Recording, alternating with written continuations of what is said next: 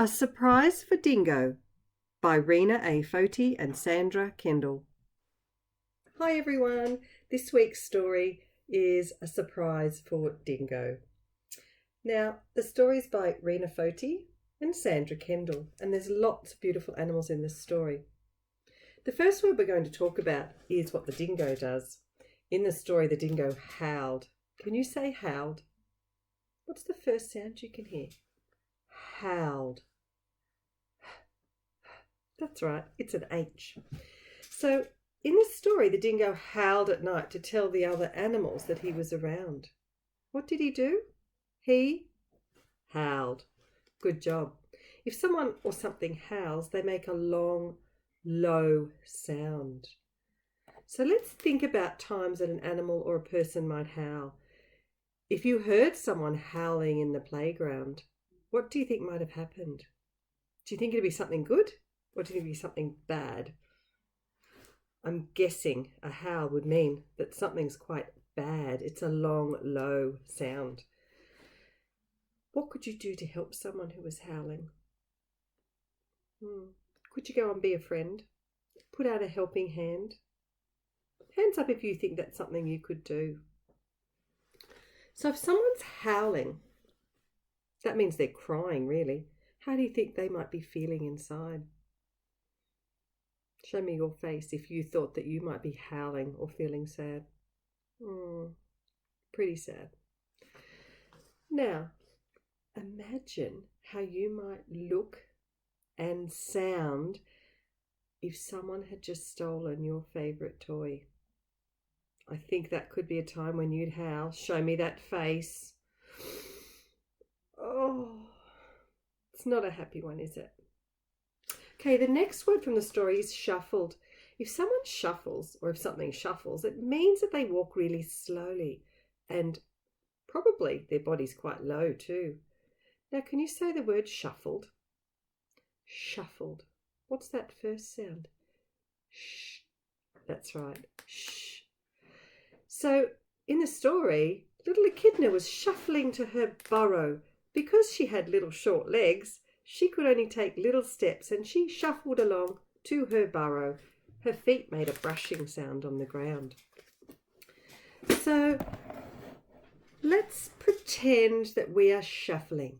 We're not going to lift our feet up. Maybe you can stand up where you are and show me how you can shuffle along the ground.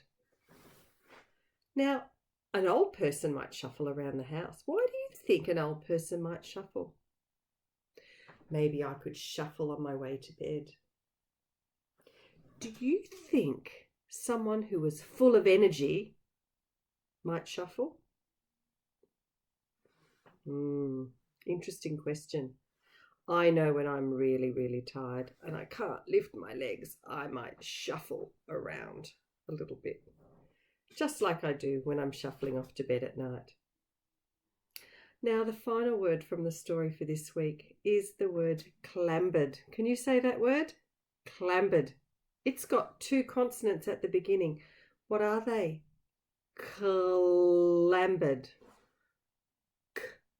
Oh, cool. If you said cool, give yourself a pat on the back. You are amazing.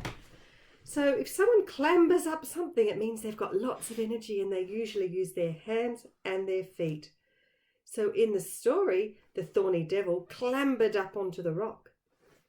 Can you think of a time that you might clamber? Maybe in the playground. Maybe on the playground equipment. I know I've seen some of you clever people clambering up the slippery dip or clambering up the ladder. So why do you think a builder might need to be good at clambering? Is there a grown-up nearby that you could tell that to? How do you think you might feel if you'd spent all morning clambering up a very steep hill? I think you'd be pretty exhausted, and maybe when you got to the top, you might even be shuffling. You're so tired. Now, why do you think it might be safer to clamber up a slippery dip than it would be to walk? Has it got something to do with using your hands?